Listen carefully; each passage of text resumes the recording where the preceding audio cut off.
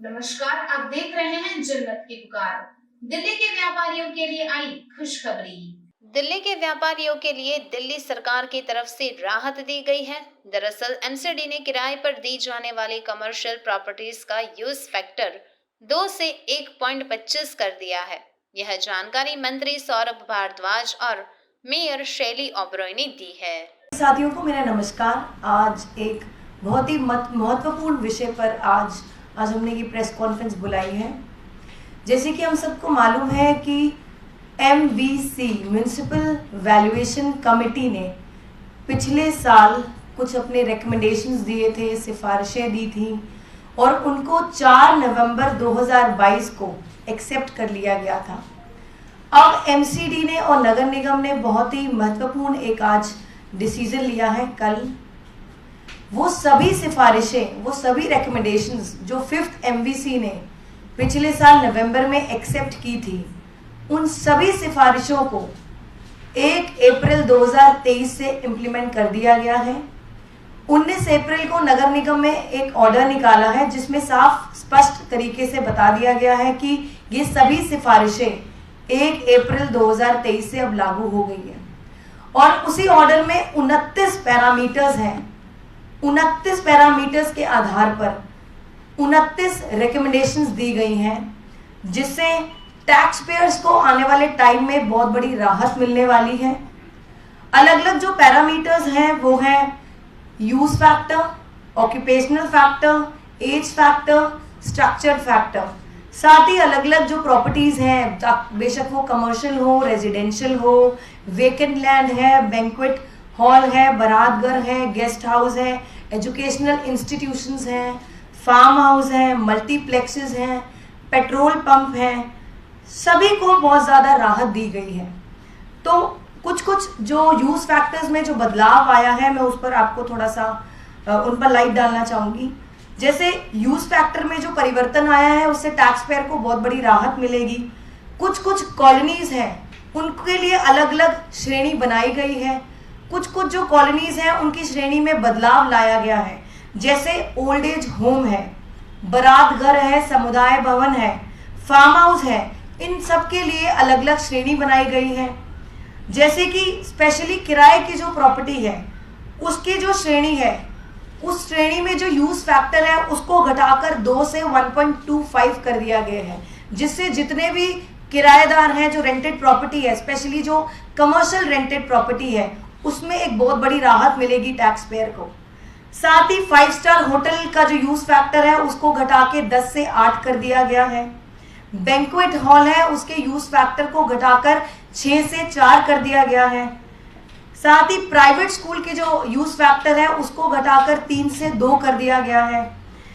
और साथ ही जो पेइंग गेस्ट है, जो हॉस्टल्स हैं, जो जहां पर छात्र रहते हैं, उसके यूज फैक्टर को घटाकर 4 से 2 कर दिया गया है। तो नगर निगम ने, जो कि हम सब जानते हैं, नगर निगम में आम आदमी पार्टी की सरकार है, तो आम आदमी पार्टी ने हमेशा से व्यापारी को, टैक्स पेयर्स को, स्कूल और एजुकेशनल इंस्टीट्यूशंस को बहुत बड़ी राहत हमेशा से दी है। तो एक बार दोबारा आम आदमी पार्टी की सरकार ने जब अब नगर निगम में आ चुकी है, इन सबको दोबारा से एक बार राहत दी है। और साथ ही वो वाली कॉलोनीज और सोसाइटी, उनके लिए भी बहुत बड़ी राहत दी गई है।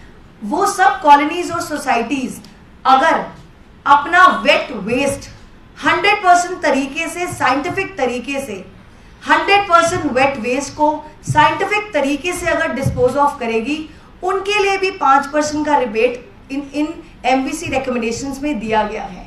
तो आम आदमी पार्टी की सरकार जैसे हर वर्ग को के लिए काम करती आई है, अभी भी और आने वाले समय में भी जितने भी हमारे टैक्स पेयर्स हैं और जो प्रॉपर्टीज हैं, उन सबको अच्छी राहत दी है, जिससे आने वाले टाइम में जो टैक्स बर्डन है इन सब पर कम किया गया है।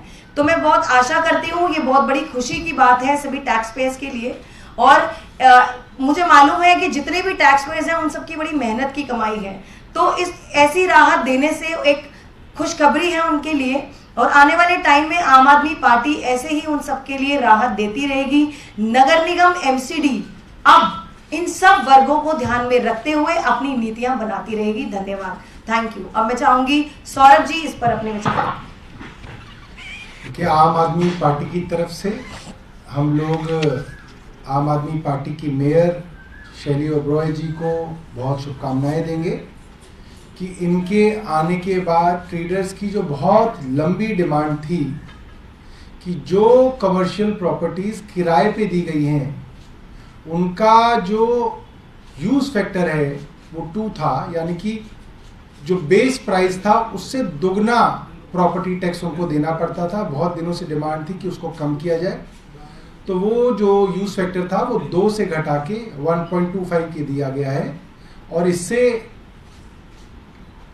बहुत सारे कमर्शियल मार्केट्स के अंदर, कमर्शियल प्रॉपर्टीज़ के अंदर जो इसके ओनर्स हैं उनको बड़ी राहत मिलेगी।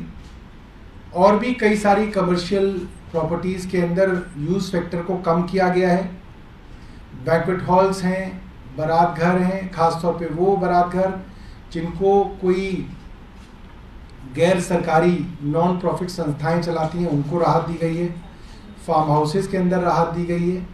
और जिस व्यापारी वर्ग को कोरोना के दौरान एक लंबी समस्या झेलनी पड़ी उनको जो है इस बार अरविंद केजरीवाल जी ने अपनी एमसीडी की सरकार में आने के बाद एक राहत दी है। और अरविंद जी ने ये वादा भी किया था चुनाव से पहले व्यापारी वर्ग को कि चाहे सीलिंग का मामला हो या उनकी प्रॉपर्टीज़ के ऊपर कन्वर्जन चार्जेस का मामला हो या कमर्शियल प्रॉपर्टी टैक्स का मामला हो, हर तरीके से दिल्ली की आम आदमी पार्टी, दिल्ली की सरकार और दिल्ली की एमसीडी व्यापारी वर्ग को राहत देने का काम करेगी और कोशिश करेगी कि कोरोना में जिनका नुकसान हुआ है उसकी भरपाई जो है सरकार की मदद से हो सके। आपका कोई प्रश्न है?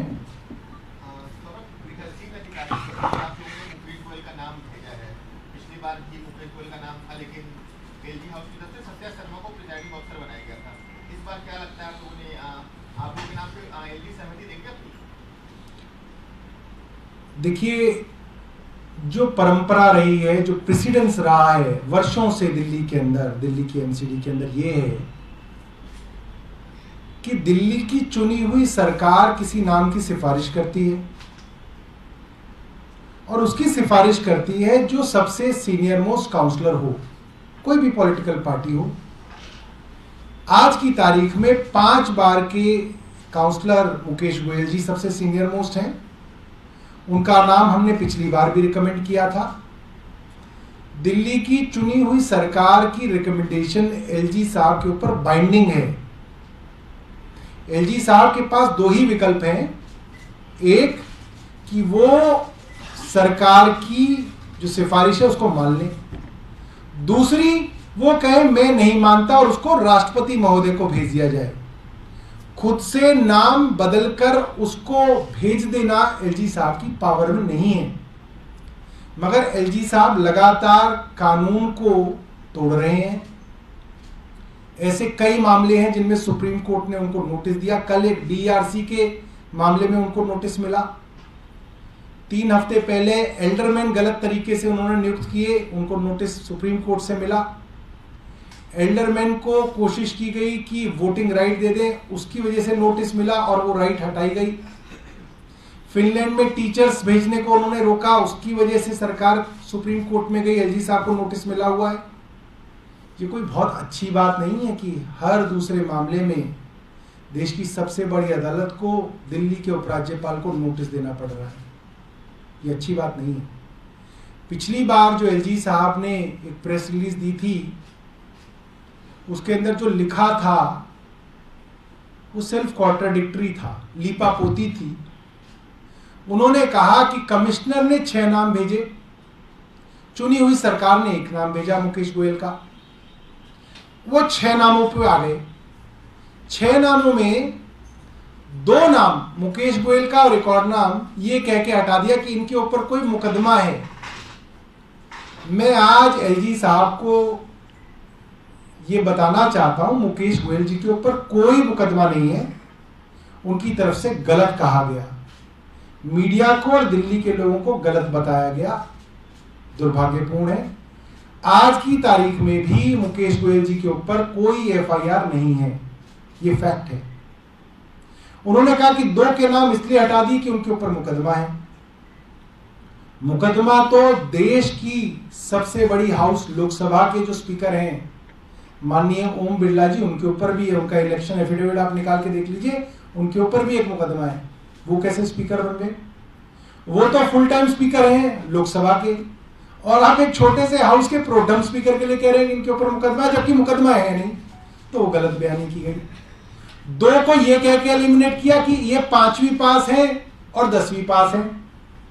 वो एलजी साहब जो कहते थे कि अरे क्वालिफिकेशन क्या होती है, डिग्री क्या होती है, वो तो पैसे खर्च की रसीद होती है। अभी कहा 1 हफ्ते पहले, वो 3 हफ्ते पहले कह रहे हैं कि इन 2 को इसलिए हटा दिया क्योंकि एक 5वीं पास है, एक 10वीं पास है। अरे भाई आप कहीं तो टिको, कभी आप कुछ कहते हो, कभी आप कुछ कहते हो।